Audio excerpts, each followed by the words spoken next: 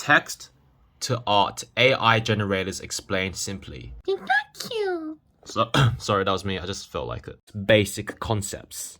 Number 1. Everything becomes numbers. A computer only knows how to read numbers.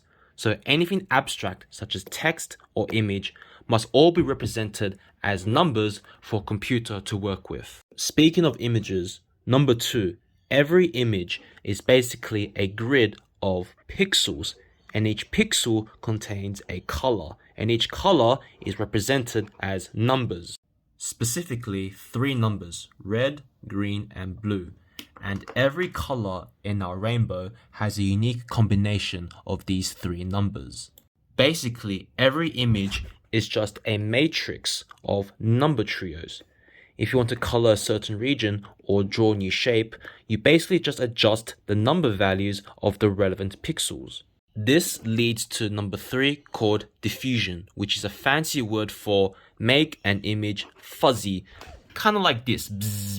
Now, this fuzziness that we see on broken TVs is technically known as noise, kind of like my singing skills. Here's the thing. Noise is really just random colors in every pixel. So, to add noise to an image, you basically just add random numbers to every pixel in the grid. Conversely, to remove noise or to clear up a picture, you readjust all these random number values so that they produce colors which make sense. So if this was all yellow, all the random numbers will be changed back to yellow. And if this was all meant to be blue, all the random numbers will be changed back to blue. And diffusion is the core technique that allows models to generate any image they can think of.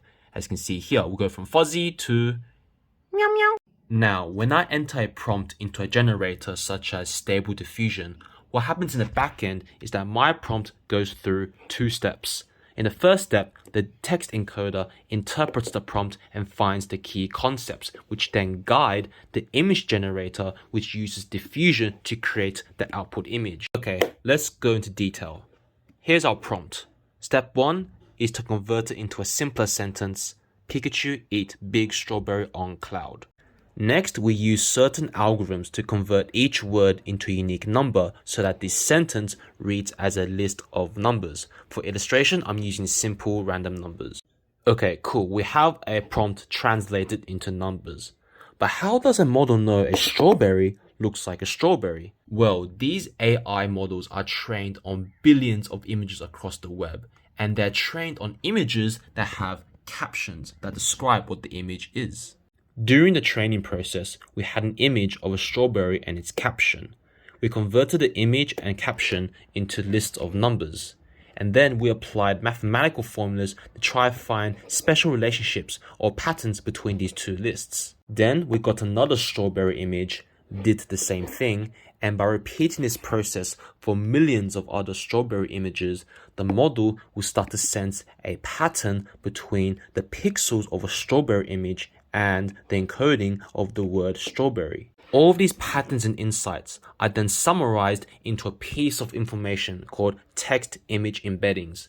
Think of it as like a definition that carries over whenever we see the word strawberry in a prompt. And the exact same process is used for every other word in the prompt. The model will also use a technique called attention to work out the context of a sentence, just in case you have words like cloud which have multiple meanings. Now, these list of numbers and their respective embeddings are passed as instructions into the image generator. And in image generation, you start off with a noisy canvas, and using the embeddings as a guide, you diffuse the noisy image in a way that creates your desired output. And as explained earlier, diffusion is trying to guess how much noise to remove, or in other words, guessing how to adjust the pixel value. Basically, how does the model know how to turn this area of noise into a strawberry and this area of noise into a Pikachu? Again, the model was trained to do this.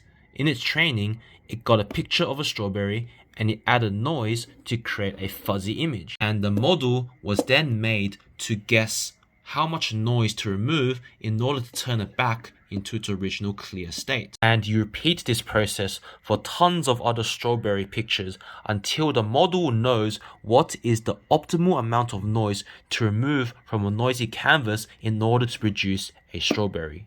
And so to bring this home, the embeddings tell the model to draw a Pikachu and a strawberry. And thanks to its training, the model knows what these two look like, and it also knows what is the correct amount of noise to remove in order to produce the Pikachu and the strawberry. Now, this process takes a lot of time and energy, so to be more efficient, we compress everything down into smaller images, and this compressed space is called the latent space. And once we have an idea what the output looks like, we slowly enlarge it in order to create the final image. And that is how text-to-art generators work. Follow me for more simple AI tutorials.